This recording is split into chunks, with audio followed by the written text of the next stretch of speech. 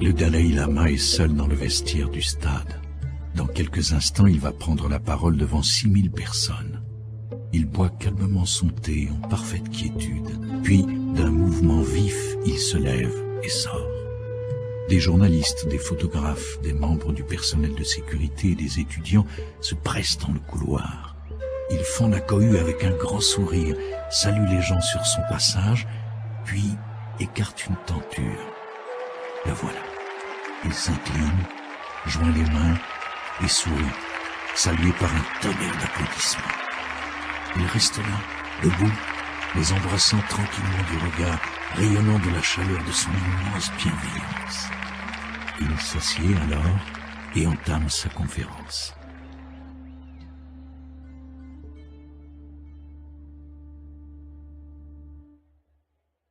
Pour celui qui ne l'a encore jamais vu, c'est une révélation car il sait immédiatement créer une réelle intimité avec son auditoire. Dans ses conférences, il insiste sur l'importance d'entrer en relation avec l'autre en tant qu'être humain, et c'est cette même qualité de relation qui s'est imposée d'emblée lors de notre première conversation à son domicile, car il a le don de mettre son interlocuteur à l'aise et sait instantanément créer un lien simple et direct avec lui. Bien que la rencontre fût brève ce jour-là, je suis ressorti de cette entrevue fort du sentiment que je venais de rencontrer un être absolument exceptionnel.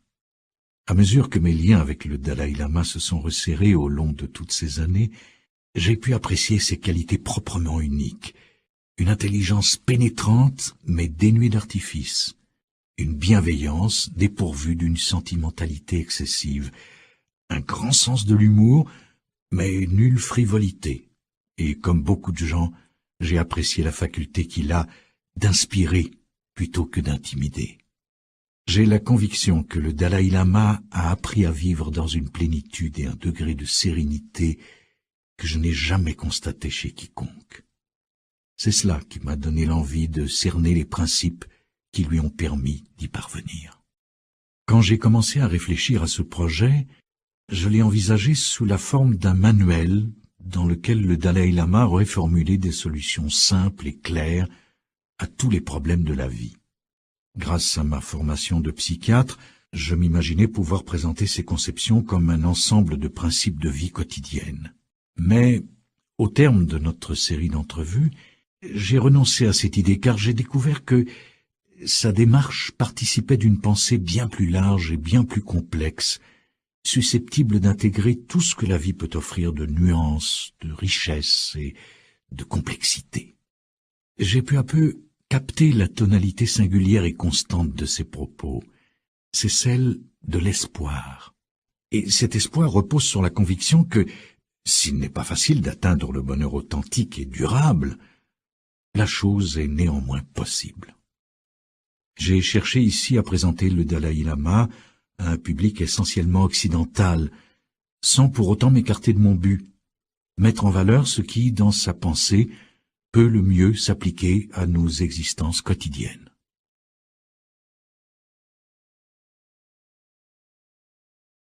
Le véritable but de la vie, c'est le bonheur. Que l'on ait foi dans une religion ou non, nous cherchons tous une vie meilleure. Mais pour la plupart d'entre nous, le bonheur est-il un but raisonnable? Est-il réellement possible de l'atteindre? Oui, je crois que l'on peut atteindre le bonheur par l'exercice de l'esprit. Je suis assez immédiatement sensible à cette idée du bonheur comme but réalisable. Toutefois, le psychiatre que je suis a reçu d'autres nourritures intellectuelles. Au cours de mes études, j'ai rarement entendu prononcer le mot « bonheur », fût-ce à titre thérapeutique. Naturellement, il était question de soulager les symptômes de nos patients, leurs dépressions ou leurs angoisses, de résoudre conflits internes ou problèmes relationnels, mais jamais dans le but explicite de leur ouvrir la voie à la félicité. Dans la conception occidentale assez largement partagée, semble-t-il, le bonheur serait un bienfait mystérieux, pour ainsi dire, tombé du ciel. Dès lors, comment serait-il possible de le cultiver grâce au seul exercice de l'esprit? Quand je parle d'exercer l'esprit, je ne me réfère pas seulement à l'intellect, mais plutôt à l'âme. Cela inclut le sentiment, le cœur et l'esprit. En s'imposant une certaine discipline intérieure, on peut transformer son attitude, ses conceptions et sa manière d'être dans l'existence. On commence par isoler les facteurs qui mènent au bonheur de ceux qui mènent à la souffrance. Après quoi, on s'attache peu à peu à éliminer les facteurs de souffrance et à cultiver ceux qui conduisent au bonheur. Telle est la voie. Mais, me demanderez-vous, une existence fondée sur la recherche du bonheur ne sera-t-elle pas égocentrique par nature, soucieuse de son seul plaisir? Pas nécessairement. En fait, quantité d'études montrent que les gens malheureux ont tendance à être très préoccupés d'eux-mêmes, à se replier, à broyer du noir, à refuser tout en bloc. En revanche, les gens heureux sont plus sociables, souples, créatifs et plus aptes à tolérer les frustrations de la vie quotidienne. Ils se trouvent donc à être plus aimants et plus indulgents que ne le sont les gens malheureux. Partons donc de cette hypothèse élémentaire. Le but de la vie, c'est la recherche du bonheur. Et comprendre comment aller vers une vie plus heureuse va nous apprendre en quoi cette recherche du bonheur se révélera une source de bienfaits tant pour l'individu que pour sa famille et la société au sens large. Qu'est-ce qui détermine notre niveau de bien-être? En fait, quelles que soient les circonstances extérieures, que l'on ait gagné à la loterie ou qu'on soit atteint d'une maladie mortelle, c'est de notre état d'esprit que dépend notre bonheur, de notre perception de la situation, de notre capacité à nous satisfaire de ce que nous avons. Qu'est-ce qui conditionne notre perception d'une situation? En l'occurrence, notre tendance à comparer nous influence fortement. Être satisfait de l'existence dépend souvent du point de comparaison adopté.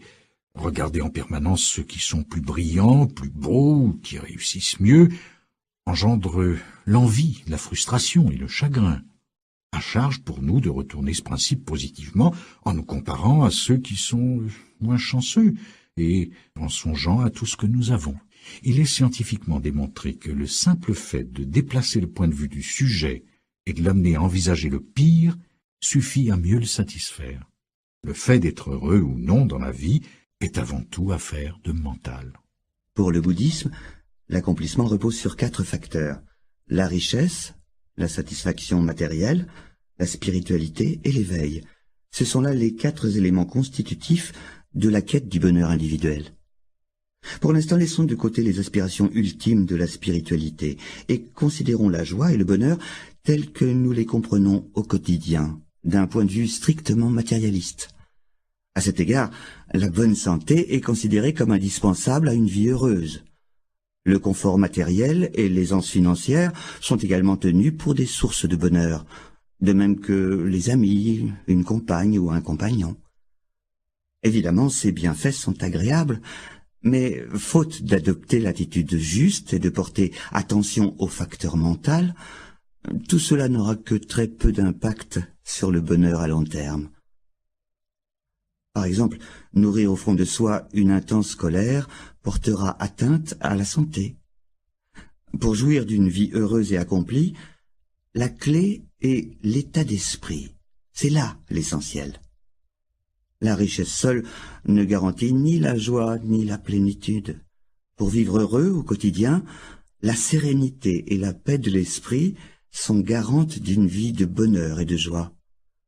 Mais il faut se garder de toute confusion et distinguer cet état d'esprit apaisé de l'insensibilité ou de l'indifférence. Cette paix de l'esprit s'enracine dans l'affection et la compassion et requiert un très haut degré de sensibilité et d'émotion. Si le confort matériel, qu'en temps normal vous jugez nécessaire au bonheur, vous fait défaut et que vous possédiez en vous-même cette paix, ce degré de stabilité, rien ne vous empêchera de vivre une existence pleinement heureuse. Notre culture occidentale paraît fondée sur l'acquisition matérielle. Nous sommes cernés, bombardés de publicités, il est difficile de ne pas se laisser influencer par toutes ces choses qui nous font envie. Je pense qu'il existe deux sortes de désirs. Certains sont positifs. Le désir du bonheur est absolument légitime. Le désir de paix ou d'un monde plus harmonieux est très salutaire. Mais, passé un certain seuil, les désirs deviennent déraisonnables et finissent par être une source de trouble. La seule satisfaction de soi ne peut suffire à déterminer si un désir est positif ou négatif. Au moment de commettre son crime, un meurtrier peut en retirer un plaisir qui ne justifie en rien son geste. Toutes les actions contraires à la vertu, le mensonge, le vol, l'adultère, etc., sont commises par des gens qui, sur le moment, sont capables d'en retirer un sentiment de satisfaction. La ligne de démarcation entre le caractère positif ou négatif d'un désir ou d'un acte ne tient pas à cette satisfaction immédiate, mais plutôt à ses conséquences ultimes, positives ou négatives. Si, par exemple, notre désir de posséder des biens ne repose que sur une soif insatiable d'acquisition, il mène tout droit à la convoitise, fondée sur une attente démesurée. La convoitise conduit à la frustration, car sa motivation essentielle, c'est l'assouvissement. Mais l'ironie veut qu'une fois obtenu l'objet de son désir, on ne soit toujours pas satisfait. Le seul antidote, c'est le contentement. Le contentement intérieur, ce n'est pas d'avoir ce que l'on veut, mais plutôt de vouloir et d'apprécier ce que l'on a. Travailler sur l'état d'esprit constitue un moyen plus efficace d'atteindre le bonheur que de le rechercher à travers des sources extérieures de satisfaction. Une autre source de bonheur intérieur, étroitement liée au profond contentement, c'est le sens de sa propre valeur. Envers et contre tout, on demeure un être humain. Au sein de la communauté humaine, on partage ce lien. Et ce lien suffit à donner naissance à un sentiment de valeur et de dignité à partir duquel on peut se rapprocher de ses semblables. Il peut devenir une source de réconfort dans l'éventualité où l'on perdrait tout le reste. Tous les jours, malgré tous nos efforts pour approcher le bonheur, nous avons du mal à prendre la bonne décision, à effectuer le meilleur choix, notamment parce que ce sont aussi les plus difficiles, ceux qui impliquent un sacrifice ou nous privent de plaisir. Les gens confondent parfois bonheur et plaisir. Le bonheur authentique et durable, le vrai bonheur, est plus en rapport avec le cœur et l'esprit. Car celui qui dépend surtout du plaisir physique est instable. Un jour, il est là, le lendemain, il a disparu. Nous savons reconnaître le plaisir d'emblée. Un geste, un sourire de l'être aimé, un bain chaud par un après-midi pluvieux et froid, la beauté d'un coucher de soleil y suffisent. Mais un flash de cocaïne, l'extase d'un shoot d'héroïne, les débordements de l'alcool, une sexualité débridée, la griserie d'un jour de chance au casino, ce sont là aussi de réels plaisirs dont bien des gens ont besoin. Aucune solution toute faite ne permet d'éviter ces plaisirs destructeurs. Mais le but de notre recherche, c'est le bonheur. Avec cette idée en tête, il est plus facile d'aborder les choix de l'existence. Il est vrai qu'il est tellement difficile de dire non. Car dire non, cela revient à rejeter, à renoncer, à se priver. Pourtant, il suffit de reformuler toute décision en ces termes. Cela va-t-il me procurer du bonheur? Cette simple question confère au choix de tous les jours une tournure nouvelle.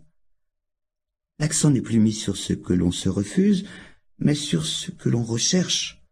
Un bonheur ultime, stable et permanent, qui demeure intact, en dépit des hauts et des bas de l'existence. Dans cette perspective, il est plus facile de prendre la bonne décision, car on agit pour se donner quelque chose à soi-même et non pour s'en priver ou se le refuser. Plutôt que de rejeter l'existence, on y adhère pleinement. L'intime conviction de s'acheminer vers le bonheur exerce ses effets en profondeur, elle rend plus réceptif et ouvre à la joie de vivre. nous possédons un esprit. C'est là tout l'équipement dont nous avons besoin pour vivre un complet bonheur. En fait, il en va des choses de l'esprit comme des objets. Certaines sont très utiles ou très nuisibles, et d'autres sont neutres. Dans la vie matérielle, nous prenons la peine de repérer les substances ou les produits utiles, et nous nous débarrassons de ce qui est nocif. De même, l'esprit renferme des milliers de pensées ou d'états d'esprit différents. Il en est de très utiles. Il faut s'en servir et les entretenir. D'autres sont négatifs. Il faut essayer de les résorber. En somme, le premier pas dans la recherche du bonheur, c'est l'apprentissage. Nous devons d'abord comprendre en quoi les émotions et les comportements négatifs sont dommageables, pas seulement pour l'individu, mais également pour la société et l'avenir du monde entier. Fort de cette prise de conscience, on n'est plus déterminé à dépasser ce type d'émotions. Ensuite, on mesure tout le bénéfice des attitudes positives, ce qui pousse à les nourrir et à les intensifier. Vous pouviez définir ce qu'est, selon vous, une personne équilibrée, bien adaptée psychologiquement parlant, cela nous servirait à déterminer quels états mentaux cultiver et lesquels éliminer. N'êtes-vous pas, vous, le psychiatre, le mieux placé pour formuler cette définition? Mais je l'entendais de votre point de vue. Je dirais que une personne chaleureuse, empreinte de compassion, une personne de cœur, est équilibrée. Si la compassion, la gentillesse et l'affection vous animent, du même coup cela vous donne la clé de votre serrure intérieure et vous communiquez bien plus facilement avec les autres. La chaleur humaine permet l'ouverture. Vous découvrez que tous les êtres humains sont comme vous, tout simplement. Et il vous est bien plus facile d'instaurer une relation car tout cela vous met dans des dispositions amicales. Spontanément, la peur, le doute, l'insécurité se dissipent. J'écoute parler le Dalai Lama et la voie qu'il propose pour accéder au bonheur me séduit infiniment. Sa démarche est pratique et rationnelle. Identifier et cultiver les états mentaux positifs. Identifier et éliminer les états mentaux négatifs. J'apprécie qu'il ne classe pas les émotions et les désirs en fonction d'un jugement moral imposé de l'extérieur tel que la convoitise est un péché ou la haine est un mal. Seul compte le fait qu'il participe à notre recherche du bonheur. Et si le bonheur tient au simple fait de cultiver des états mentaux positifs, pourquoi y a-t-il tant de gens malheureux? Atteindre le bonheur authentique exige de transformer à la fois le regard que l'on porte sur le monde et sa manière de penser, ce qui n'est pas simple. Pour surmonter des états mentaux négatifs et complexes, il faut avoir la patience de se familiariser avec des pratiques que l'on va devoir répéter à maintes reprises. Transformer l'esprit demande du temps. On commencera par se motiver, par se dire en toute sincérité « Je ne vais pas gâcher cette journée, je vais l'employer de manière plus positive. » Et le soir, avant de se coucher, on se livrera à un petit examen de conscience. Ai-je vécu cette journée comme je l'avais prévu? Si elle s'est déroulée conformément à nos vœux, il convient de s'en réjouir. Si elle s'est mal passée, il importe de regretter et de savoir critiquer ses actes. C'est grâce à des méthodes de ce genre que l'on mettra petit à petit l'accent sur les aspects positifs de l'esprit. En mobilisant nos pensées grâce à de nouveaux modes de réflexion, nous sommes capables de changer la manière de travailler du cerveau. Ce qui est également à la base de l'idée que la transformation intérieure débute par l'apprentissage. L'autre facette de cette discipline susceptible de conduire à une existence plus heureuse, c'est le respect d'une éthique de comportement. Amener l'esprit à se discipliner constitue l'essence de l'enseignement de Bouddha. Par discipline, j'entends celle que l'on s'impose à soi-même afin de surmonter ses travers. Accomplir des actes sains ne vient pas naturellement. Il faut s'exercer consciemment en ce sens. Il faut également avoir la faculté de juger à court et à long terme des conséquences d'un comportement. Et si, à titre personnel, je crois la nature humaine fondamentalement portée à la bonté et à la compassion, je considère que cet acquis ne suffit pas. Il faut transformer la perception que l'on a de soi-même à travers l'apprentissage et la connaissance. Voilà qui peut avoir un impact très réel dans la relation avec l'autre au quotidien. Mais quelle est notre nature fondamentale? Nous sommes faits pour le bonheur.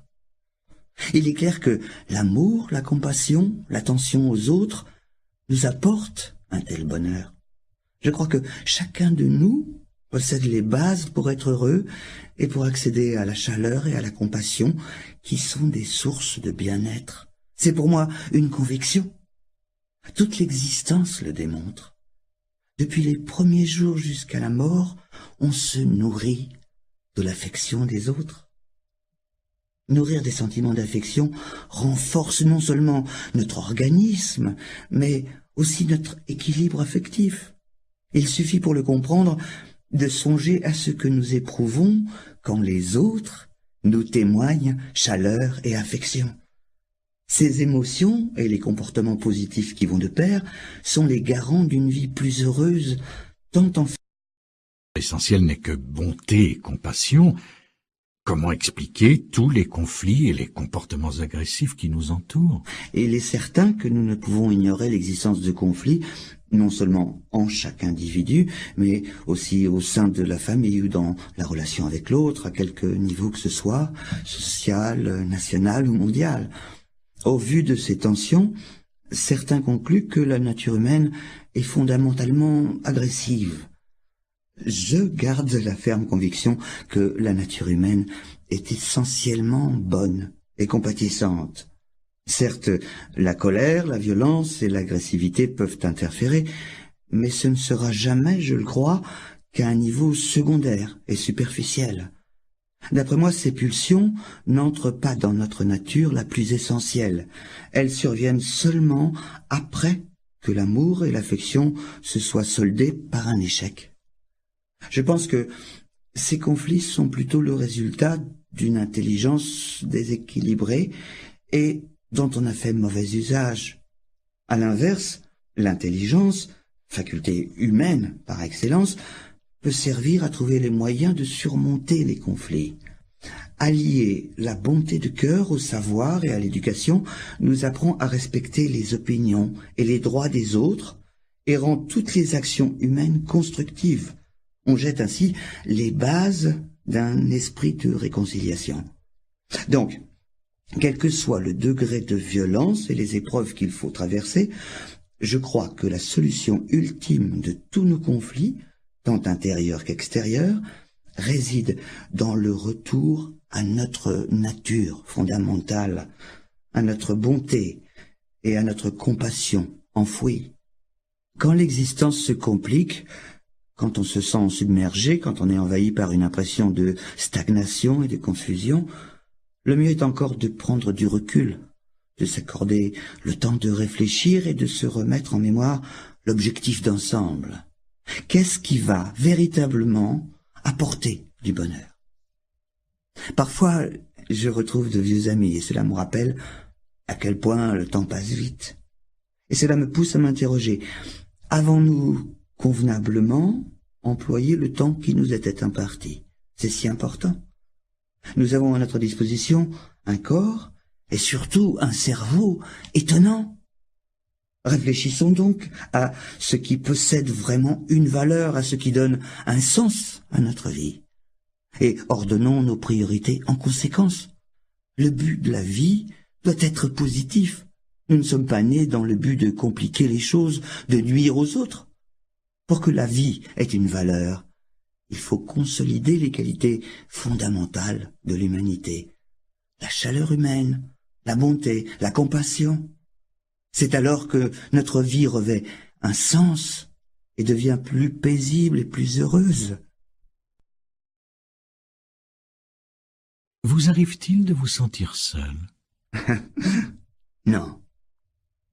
La première raison, c'est que j'essaie de percevoir le meilleur de chacun, de voir l'autre sous le meilleur éclairage possible. Cette attitude crée immédiatement un sentiment d'affinité, une sorte de prédisposition à établir un lien. Et puis, je n'imagine pas que l'autre puisse ne pas me respecter ou qu'il me trouve bizarre. Cette peur m'est étrangère.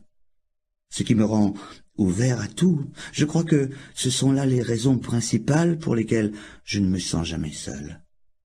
Approcher les autres avec compassion, c'est le facteur clé qui génère une atmosphère amicale et positive. C'est vous qui commencez par vous mettre en position de recevoir et amener l'autre à réagir positivement. Fréquemment, au lieu de prendre l'initiative de rapprochement, les gens attendent de l'autre qu'il fasse le premier pas. Cette manière de procéder dresse une barrière qui ne fait qu'aggraver la sensation d'isolement. En fait, surmonter cet isolement et cette solitude dépend de l'attitude initiale, et approcher les autres avec compassion est le meilleur moyen d'y parvenir. La solitude envahit toute notre société, et un mal aussi répandu ne pouvait qu'éveiller la curiosité des chercheurs. Ils ont découvert que les individus solitaires ne se livrent qu'avec peine, ont du mal à communiquer, ne savent guère écouter, se montrent maladroits en société, incapables qu'ils sont de savoir à quel moment réagir à bon escient ou garder le silence. Ils ont conclu qu'il suffirait, pour surmonter la solitude, d'apprendre tout simplement à mieux se comporter en société. Le Dalai Lama préfère à cette attitude tout extérieure une démarche qui va droit au cœur, comprendre la valeur de la compassion et la cultiver. Tous les êtres possèdent en eux la semence de la perfection. Cependant, pour faire lever cette semence, la compassion inhérente à notre cœur et à notre esprit est indispensable. J'ai déjà parlé des facteurs nécessaires à une vie heureuse et gaie. Être en bonne santé, posséder des biens matériels, avoir des amis. À y regarder de plus près, vous vous apercevez qu'en tout cela, nous dépendons des autres. Pour votre santé, vous comptez sur des médicaments fabriqués ou des soins prodigués par les autres. Presque tous les biens matériels dont vous profitez existent grâce aux efforts directs ou indirects d'une foule de gens. Enfin, est-il nécessaire de rappeler qu'avec nos amis, notre compagne ou notre compagnon, c'est encore une forme d'échange qui est à l'œuvre. L'autre est indispensable. Ces propos provoquent en moi une résistance. Une pensée m'envahit. Pratiquement tous les aspects de ma vie dépendent des autres. Ma précieuse autonomie est une complète illusion, un fantasme. Une profonde interdépendance naît de cette prise de conscience. J'en éprouve du soulagement et, je ne sais pourquoi, cela me donne envie de pleurer. Notre besoin des autres est paradoxal. Alors que dans notre culture, nous ne jurons que par une farouche indépendance dont nous nous rendons prisonniers, nous n'en aspirons pas moins à vivre une intimité unique avec l'être aimé. Nous concentrons toute notre énergie sur la découverte de celui ou celle qui, nous l'espérons, va nous guérir de cette solitude, et ce, sans renoncer pour autant à notre illusion d'indépendance. Cette relation d'intimité, difficile à établir avec une seule personne, j'allais découvrir que le Dalai Lama est capable de la créer avec quantité de gens, et que cela fait partie de ses recommandations. En réalité, ce qu'il vise, c'est entrer en relation avec tout le monde. Dans notre culture, l'idée que la plus forte intimité se vit dans le contexte d'une relation passionnelle est largement répandue.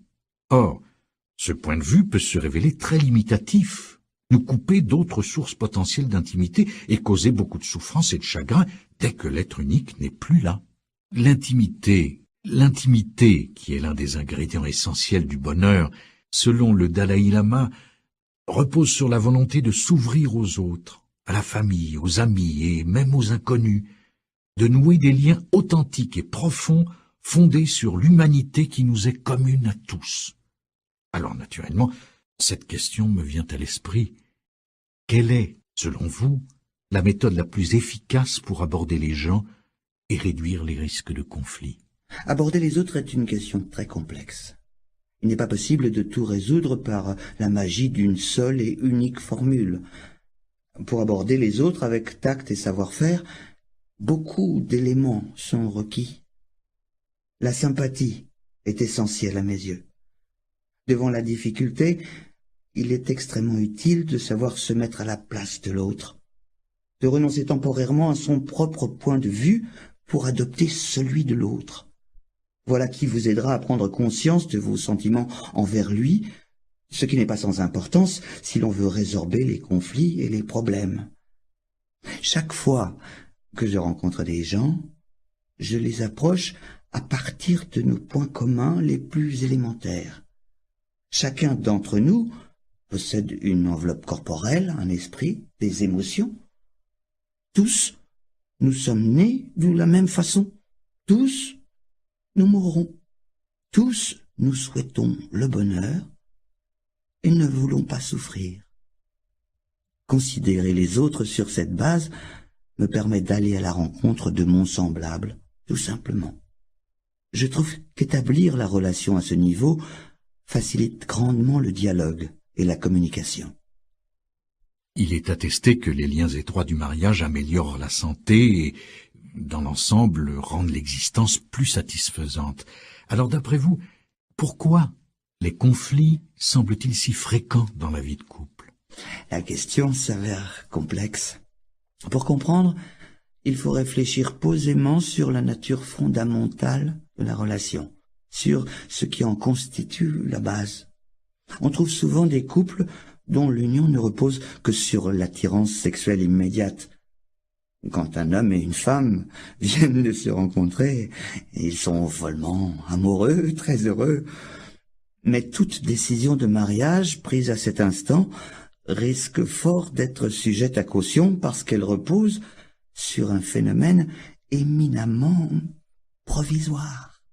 Ce sentiment aura une durée de vie très courte.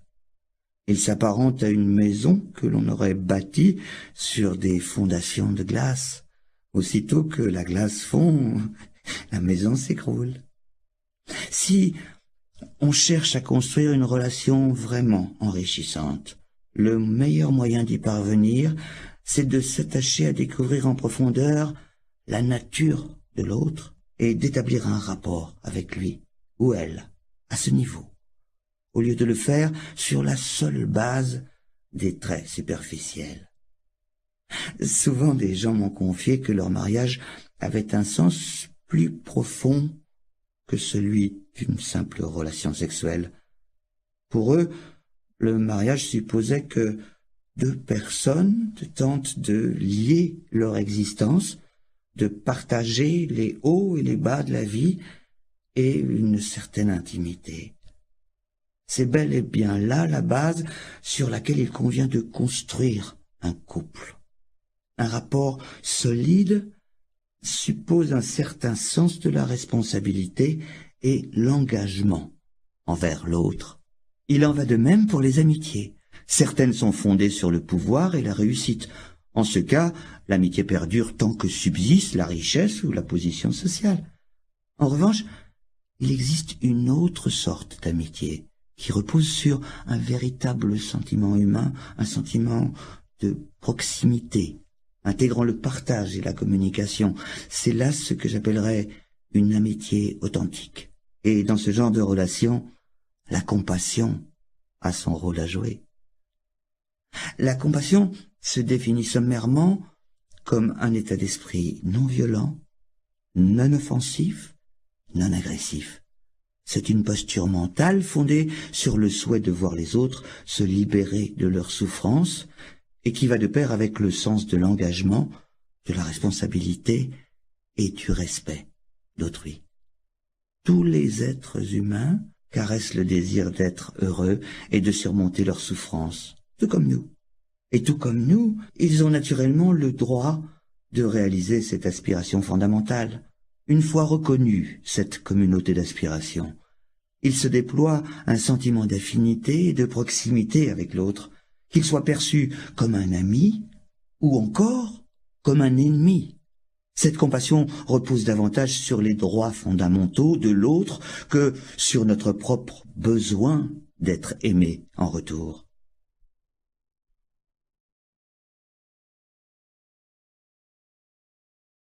Personne n'échappe à la douleur.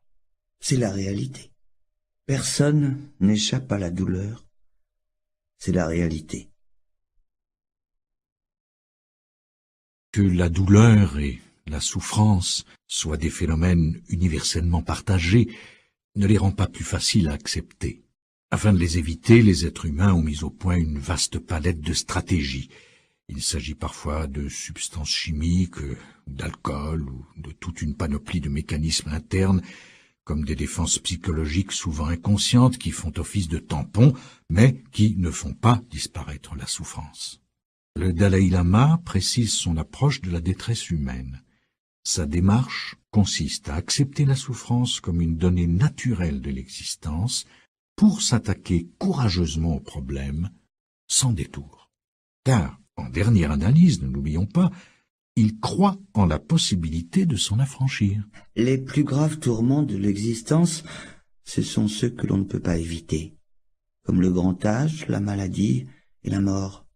Je crois utile de s'y préparer en se familiarisant longtemps à l'avance avec les différentes sortes de souffrances que l'on sera amené à rencontrer. Dès que l'on prend la peine de s'y confronter directement, on se met en position d'évaluer la profondeur et la nature du problème. Mais comment supporter l'inattendu, une grande perte, comme celle d'un enfant? À un certain degré, cela dépend des convictions de chacun. Si l'on croit en la réincarnation, on peut soulager son chagrin et ses angoisses en tirant consolation de la certitude que l'être cher va renaître. Pour ceux qui n'y croient pas, il existe des moyens de mieux endurer cette perte.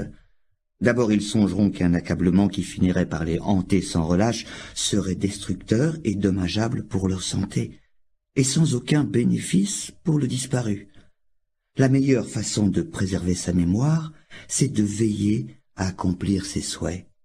Il n'y a vraiment pas lieu de se dérober à la souffrance, elle fait partie de la vie. Puisque telle est la réalité de l'existence, n'est-ce pas toute notre attitude vis-à-vis de la souffrance qu'il nous faut revoir? C'est important, car cela peut affecter notre manière de supporter la douleur quand elle survient. Or, c'est le plus souvent par l'intolérance et l'aversion que nous y réagissons. Pourtant, savoir transformer notre attitude devant la souffrance pour mieux la tolérer, voilà qui peut neutraliser la tristesse, l'insatisfaction ou le mécontentement. Il est important de réfléchir sur la souffrance parce que il est possible de s'en libérer. En comprendre et en supprimer les causes permet d'atteindre la libération. Selon la pensée bouddhiste, l'ignorance, le désir sans frein et l'aversion sont les racines de la souffrance. Ce sont là les trois poisons de l'esprit. L'ignorance renvoie à une mauvaise appréciation du moi et de l'ensemble des phénomènes du monde réel. Par l'introspection, en s'attachant à percevoir la vraie nature de la réalité et à éliminer toutes les plaies de l'esprit, on peut atteindre un état mental complètement purifié, affranchi de toute souffrance. À mesure que la société occidentale a acquis la faculté d'améliorer les conditions de vie matérielles et d'en soulager la rudesse, elle semble avoir engendré un bouleversement de la perception. Dès lors que la souffrance devient moins visible, elle n'est plus tenue pour une part fondamentale de la nature humaine, mais plutôt vue comme une anomalie, le signe de l'échec d'un système, une atteinte à notre droit au bonheur garanti. Ce type de pensée est perfide. Bien sûr, vouloir s'affranchir de la souffrance est le corollaire du désir d'être heureux.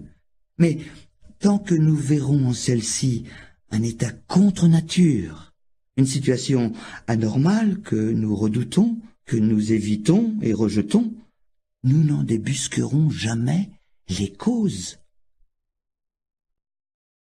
inévitables et d'autres que nous créons. Trop souvent, nous perpétuons notre douleur, nous l'alimentons mentalement en rouvrant inlassablement nos blessures, ce qui ne fait qu'accentuer un sentiment d'injustice. Le Dalai Lama évoque cette propension à envenimer notre souffrance en ces termes. Lorsque nous éprouvons de l'aversion ou de la colère à l'égard de quelqu'un, si nous traitons la chose avec indifférence, il est peu vraisemblable que cela s'envenime.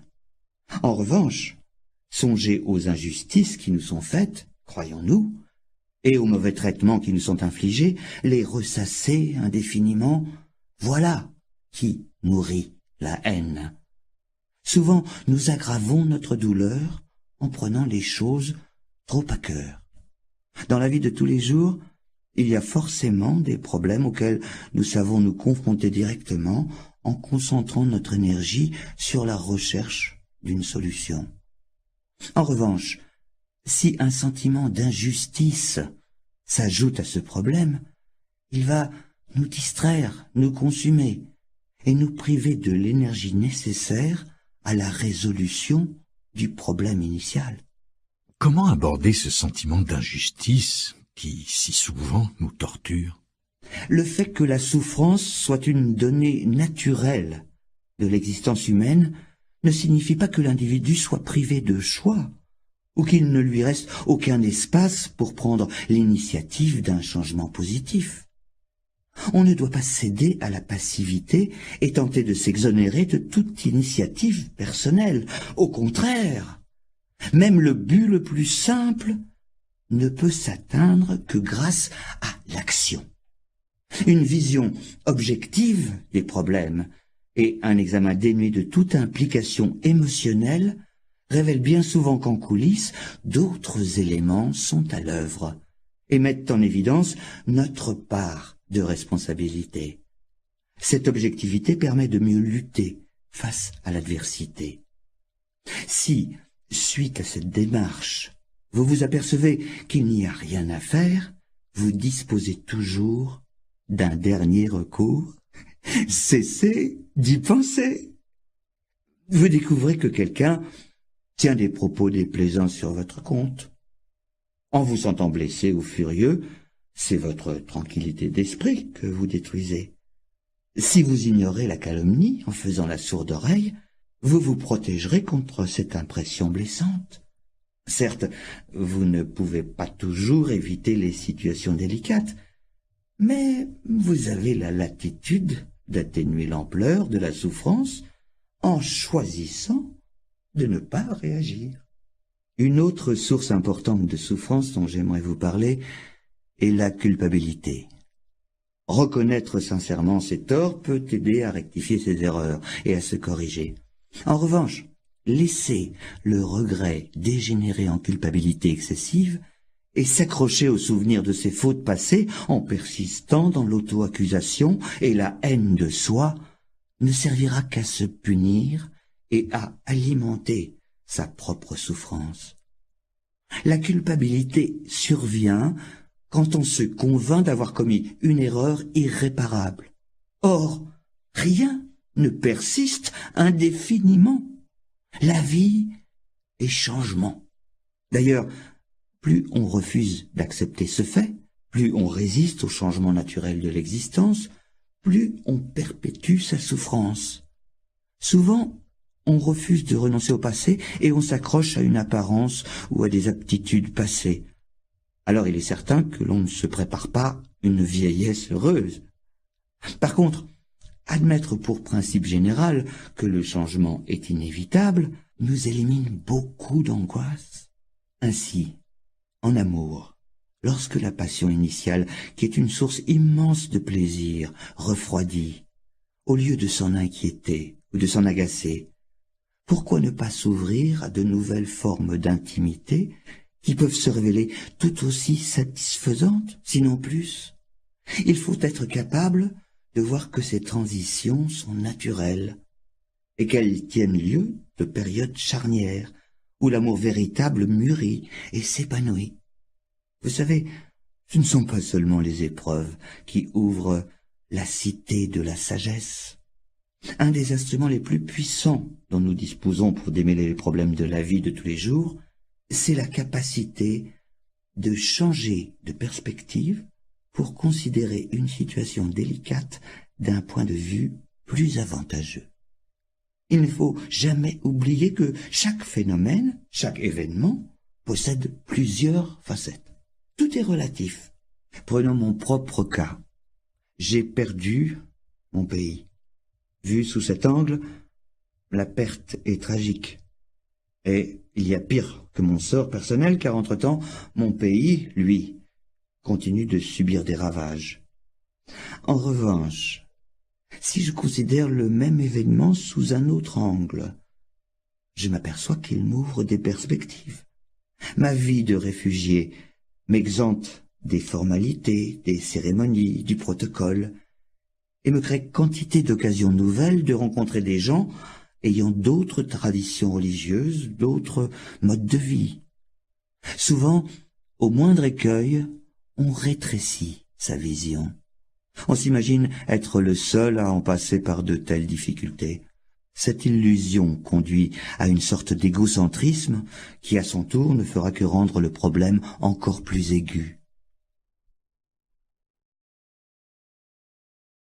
Pas en rester là. Il ne tarda pas à me proposer une leçon plus importante encore. Comment totalement transformer son attitude envers un ennemi et apprendre à l'aimer. L'ennemi joue un rôle crucial. On doit s'efforcer de ne nourrir aucune haine envers lui, et plutôt de le saisir comme une chance qui s'offre à nous de raffermir notre patience et notre tolérance. D'ordinaire, ce ne sont pas nos amis qui nous mettent à l'épreuve. Seuls nos ennemis détiennent ce privilège et méritent d'être considérés comme les grands éducateurs qui nous fournissent cette capacité de résistance si nécessaire à la croissance. Car véritablement, c'est le combat de l'existence qui fait de nous ce que nous sommes. Changer de perspective, apprendre à voir ses soucis ou ses ennemis sous un autre angle est une faculté qui est nourrie par la souplesse d'esprit. Le suprême avantage de cette souplesse d'esprit, c'est qu'elle permet d'embrasser toute l'existence, de se montrer pleinement humain, d'être pleinement en vie. Chacun peut développer cette faculté. Elle repose directement sur les efforts que nous accomplissons pour élargir notre vision des choses en essayant d'y intégrer de nouveaux points de vue. Le résultat final en est la conscience simultanée de notre situation personnelle et du tableau d'ensemble. Cette vision concomitante du vaste monde et de notre petit univers fonctionne comme une gare de triage. Elle nous aide à distinguer ce qui est important dans la vie de ce qui ne l'est pas. Être souple et savoir élargir le champ requiert une capacité de traiter les problèmes à plusieurs échelons, individuels, collectifs et global. Ainsi, minimiser la haine, c'est comme procéder à un désarmement intérieur, et celui-ci doit aller de pair avec un désarmement extérieur. Il existe une relation de réciprocité entre la souplesse d'esprit et l'aptitude à changer de point de vue. Un esprit souple aide à aborder les problèmes sous plusieurs angles, et à l'inverse, considérer les problèmes sous plusieurs angles revient en quelque sorte à exercer l'esprit à la flexibilité. Dans le monde actuel, qui se caractérise par des changements inattendus, aussi subis que violents, cela peut être une question de survie. Sur l'échelle de l'évolution, ce sont les espèces les plus adaptables aux mutations de l'environnement qui ont survécu et prospéré.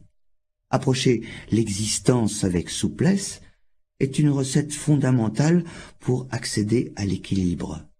L'équilibre, le savoir-faire, le soin d'éviter les extrêmes sont des données capitales de la vie quotidienne qui ont également leur importance dans tous les domaines de l'existence, car l'excès ou le manque peuvent avoir des effets destructeurs similaires. Viktor Frankl, un psychiatre juif emprisonné par les nazis durant la Seconde Guerre mondiale, déclara un jour que l'homme peut survivre à toutes les souffrances tant qu'il peut y déceler un sens. Trouver une signification à la souffrance est certes une méthode puissante pour faire face aux périodes les plus sombres de l'existence, mais ce n'est pas une tâche aisée.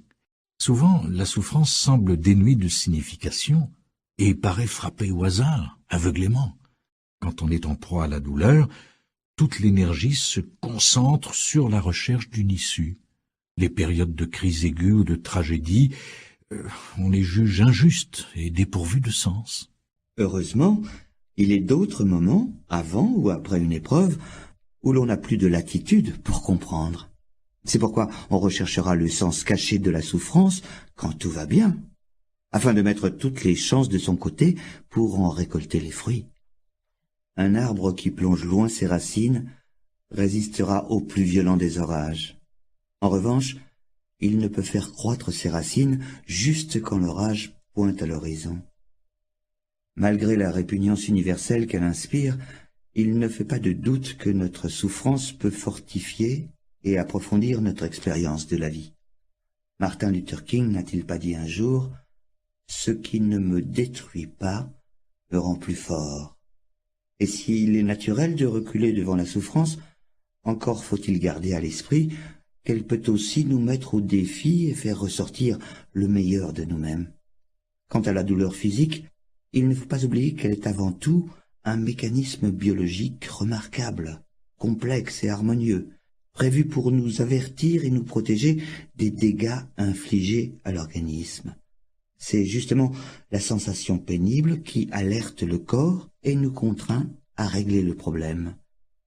Finalement, songez que notre souffrance constitue l'élément le plus fondamental que nous partageons avec les autres, et qu'elle agit au plan général comme une force unificatrice qui nous relie à toutes les créatures vivantes. Peut-être faut-il voir là une signification suprême. Nous avons discuté la possibilité de parvenir au bonheur en travaillant à éliminer nos comportements et nos états d'esprit négatifs. De manière générale, comment s'y prendre pour accomplir les changements positifs nécessaires? D'abord, apprendre, c'est la première étape. Comprendre que les émotions et les attitudes négatives nuisent au bonheur. L'étape suivante, c'est la conviction que le changement est nécessaire. Cette conviction se transformera en détermination, puis la détermination en action.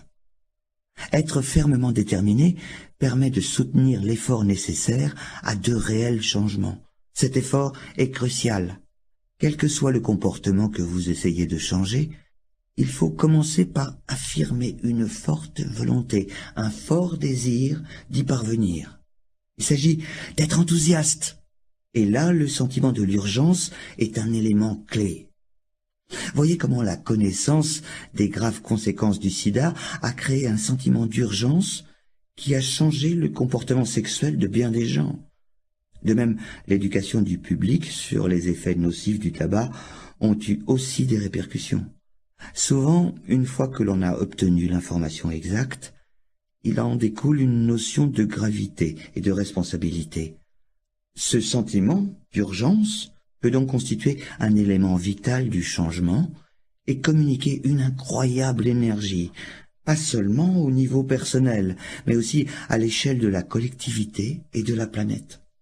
Mais comment concevoir ce puissant enthousiasme pour le changement ou cette urgence dans la vie quotidienne? D'abord, prendre conscience du caractère très précieux de l'existence humaine, du potentiel inhérent à notre organisme, de sa signification, des objectifs salutaires qu'il peut servir. Tout cela finit par nous inspirer l'obligation de faire un usage positif du corps humain. Ensuite, se rappeler son impermanence, c'est-à-dire sa mort. Cela nous confère un sens de l'urgence. Chaque instant est précieux et nous devons en user au mieux. pour susciter le sens de l'engagement et l'enthousiasme nécessaire au dépassement des comportements négatifs. Une fois encore, j'insiste, la méthode la plus efficace, et peut-être l'unique solution, sera de constamment surveiller leurs effets destructeurs. Mais il reste à comprendre qu'aucun changement authentique ne survient du jour au lendemain. Insiste, une authentique transformation intérieure exige un effort soutenu. Il s'agit là d'un processus graduel qui contraste nettement avec les techniques ou les thérapies minutes qui ont proliféré dans la culture occidentale au cours des dernières décennies. De plus, l'effort soutenu grâce auquel nous transformons notre comportement vis-à-vis du monde extérieur n'aide pas seulement à effacer les mauvaises habitudes, il permet aussi de modifier les attitudes et les sentiments sous-jacents. Les chercheurs ont découvert que, même artificiellement provoqués, un froncement de sourcils ou un sourire induisent les émotions correspondantes, soit la colère ou le bonheur. Le simple fait d'exécuter les choses machinalement, comme de répéter un comportement positif, induira un changement intérieur. Mais jusqu'à quel point est-il vraiment possible d'éradiquer les sentiments négatifs? Nous avons établi que le bonheur ultime dépend de l'élimination d'états d'esprit négatifs tels que la colère, la haine, la convoitise. Mais ces émotions font naturellement partie de notre tempérament. Oui. Certains suggèrent que puisqu'ils font partie du tempérament de chacun, il n'y aurait pas moyen de réellement modifier ces états mentaux. Eh bien, ils ont tort. Tous, nous sommes nés dans un état d'ignorance. En ce sens, elle est aussi tout à fait naturelle.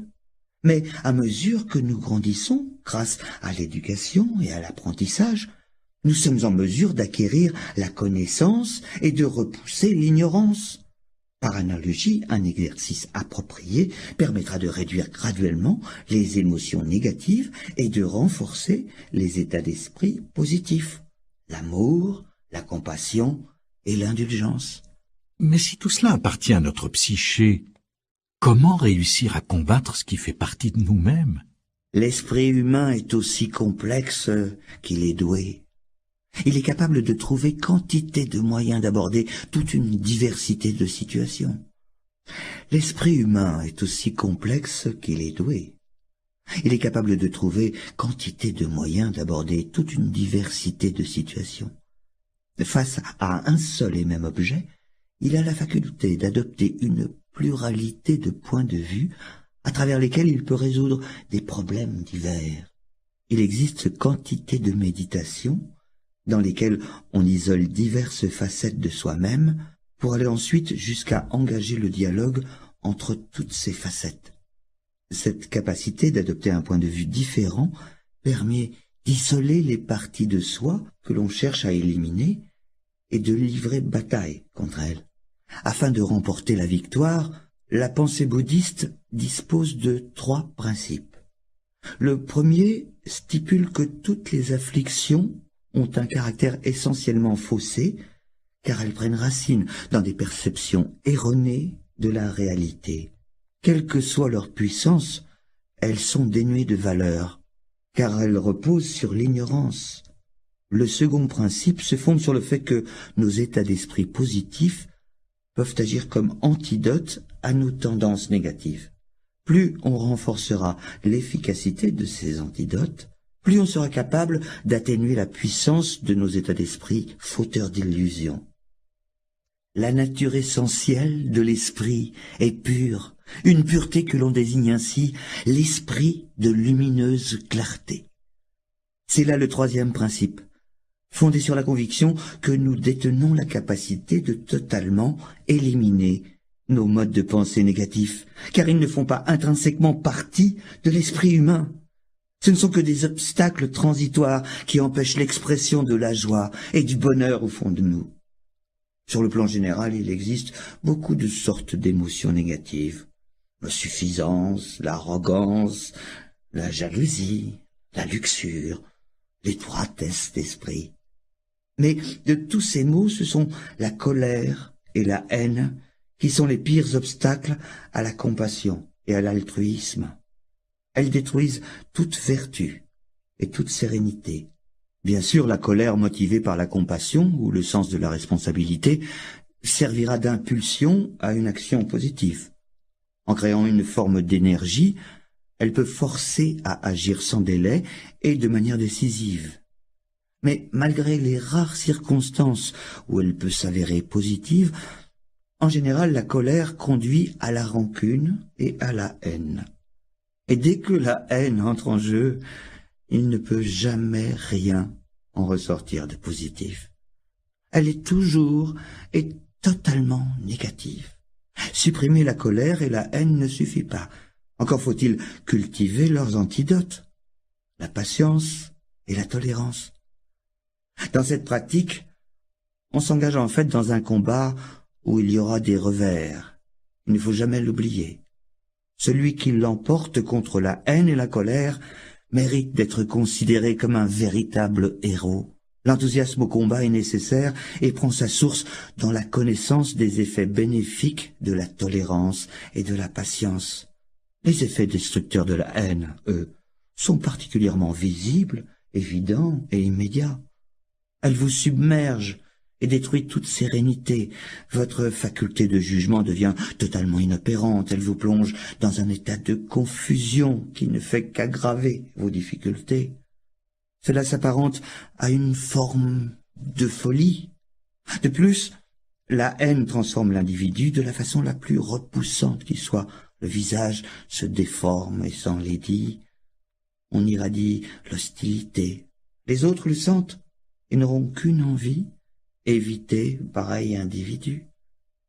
La haine, c'est notre ennemi suprême, car elle ne possède aucune autre fonction que de nous détruire. Une fois qu'on l'a compris, cela devrait suffire pour nous décider à ne jamais laisser la moindre prise à cet ennemi. Quand une situation vous met en colère, confrontez-vous à celle-ci, analysez-la. Est-elle une réponse adaptée? Est-elle constructive ou destructrice? Neutralisez-la par des pensées empreintes de patience et de tolérance. Bien sûr, certaines situations exigent parfois de prendre des mesures. Toutefois, je crois que la compassion et le souci des autres sont de nature à nous placer en position de force, bien plus que la colère. La patience et la tolérance conduisent au pardon. En dépit des événements négatifs que l'on aura vécus, l'analyse de la situation fera comprendre que le passé est le passé et qu'il est donc inutile de s'enfoncer davantage dans des postures négatives qui, dans les faits, ne modifieront en rien la situation, mais perturberont le mental et perpétueront le malheur. Naturellement, on a le droit de se souvenir des événements pénibles. L'oubli et le pardon sont deux choses bien distinctes. L'anxiété a quelque chose d'envahissant. Même ceux qui ne souffriront jamais d'angoisse pathologique connaîtront à un moment ou à un autre de leur vie des niveaux d'anxiété ou de peur qui gâcheront leur bonheur et leur compliqueront l'existence. J'étais impatient d'aborder le sujet avec le Dalai Lama. Certains types de peurs sont d'une grande authenticité et reposent sur des raisons valables, que ce soit par exemple la peur de la violence ou de l'effusion de sang. D'un autre côté, certaines peurs sont nos propres créations et reposent essentiellement sur des projections mentales. Elles sont très enfantines, ces peurs-là. C'est pourquoi il faut se servir de sa capacité de raisonnement pour tâcher de détecter si chaque peur repose sur une base valable ou non. Pour la plupart, ce qui nous ronge, c'est une anxiété diffuse touchant à toute une série de problèmes quotidiens. Personnellement, l'une des approches que je trouve assez salutaire pour résorber cette sorte d'anxiété, c'est de s'attacher à cultiver la pensée que voici.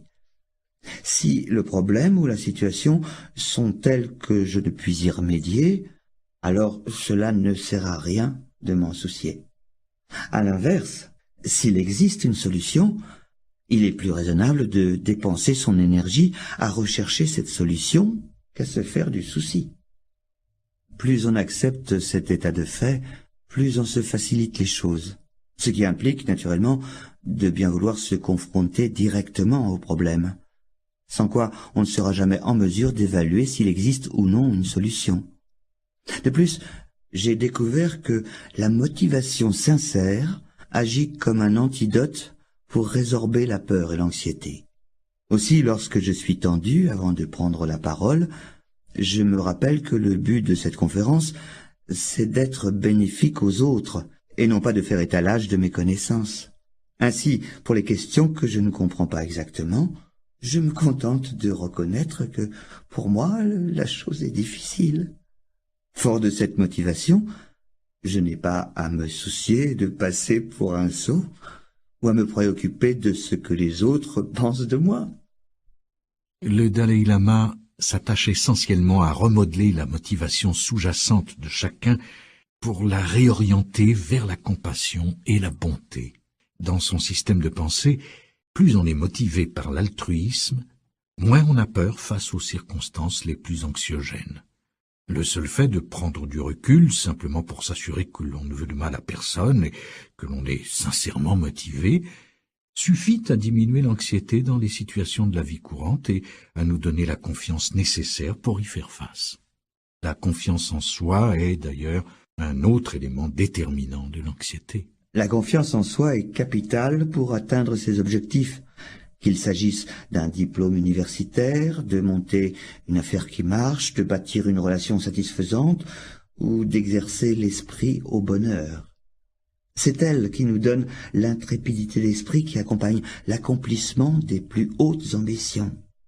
Par contre, le manque de confiance en soi inhibe nos efforts et inversement, l'excès de confiance conduit à prendre des risques inconsidérés et mène souvent à une forme d'arrogance qui éloigne les autres.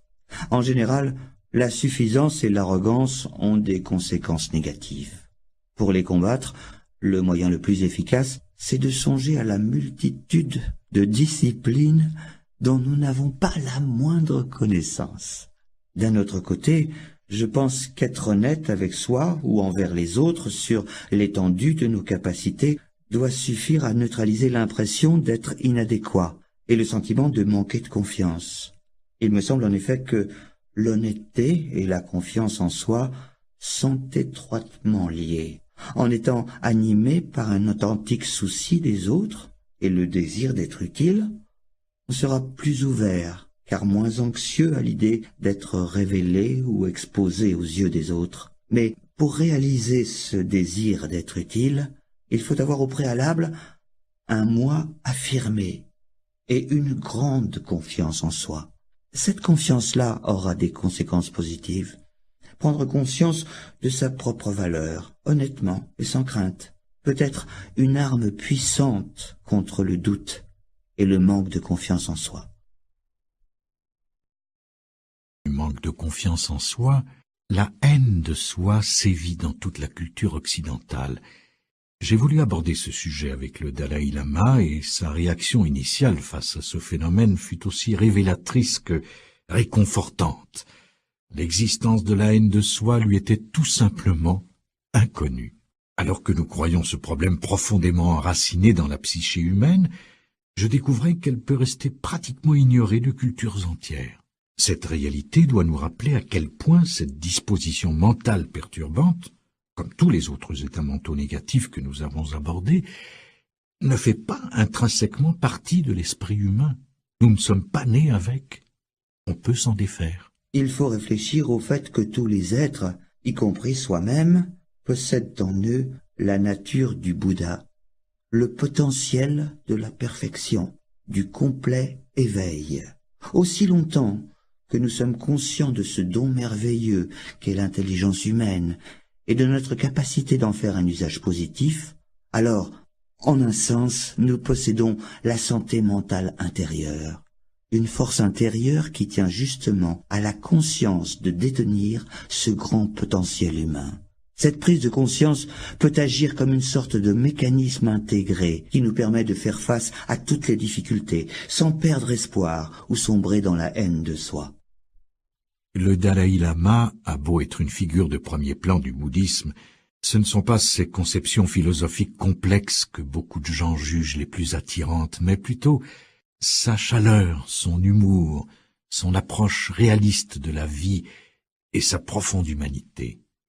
En dépit de sa position, celle d'une des personnalités religieuses les plus marquantes de la planète, le ton de nos conversations est simplement demeuré celui de deux êtres humains discutant des problèmes qui nous sont communs à tous. Je crois essentiel de prendre la pleine mesure de notre potentiel d'êtres humains et de reconnaître l'importance de la transformation intérieure.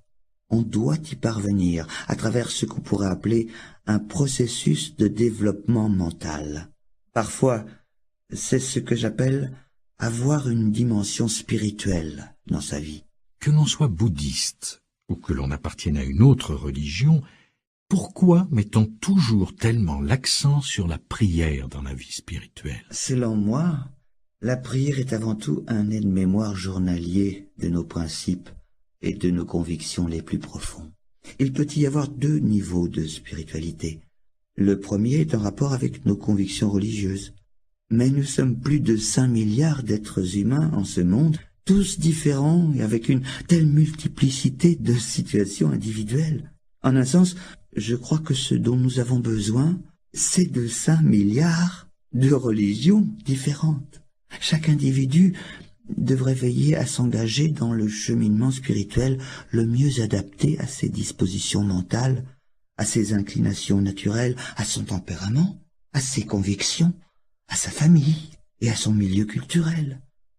Le but de la religion, c'est le bienfait des gens. Mais je pense que si nous n'avions qu'une seule religion, après un certain temps, elle cesserait d'être bénéfique. C'est pourquoi nous devons apprécier à leur juste valeur toutes les grandes traditions religieuses de la planète et devons tenter de développer des liens plus étroits entre elles. C'est là un effort collectif que nous pouvons faire pour le bien de l'humanité. Il y a tant de choses qui nous divisent, tant de problèmes dans le monde. La religion devrait servir de remède pour aider à résorber les conflits et la souffrance du monde, au lieu d'être une source de conflits supplémentaires. Les convictions religieuses ne suffisent pas à garantir le bonheur et la paix. Et comme elles peuvent tout aussi bien engendrer la division, la haine et la guerre, il est facile de perdre toute foi dans les institutions religieuses. Ce danger m'a conduit à donner des leçons spirituelles qui soient universellement applicables par tout individu, sans distinction de religion, qu'il en ait une ou pas. Car il y a un autre niveau de spiritualité, que j'appellerais la spiritualité élémentaire. Il s'agit des qualités humaines de base, la bonté, la gentillesse, la compassion, le souci des autres. Que l'on soit croyant ou non croyant, cette sorte de spiritualité est essentielle. En tant que membres de la famille humaine, nous avons tous besoin de ces valeurs spirituelles élémentaires. Sans elles, notre existence est rude et très desséchée. On ne peut être heureux, notre famille souffre, et au bout du compte, c'est la société tout entière qui n'en sera que plus perturbée. Il est donc crucial de cultiver ces valeurs spirituelles de base.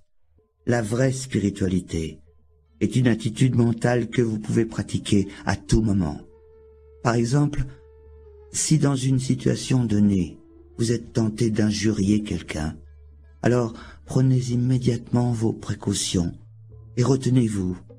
Si vous êtes sur le point de perdre votre calme, soyez attentif et dites-vous « Non, ce n'est pas la bonne façon de faire. » Cela, en fait, est déjà une pratique spirituelle qui, vue sous ce jour, vous apparaîtra possible et applicable en tout temps.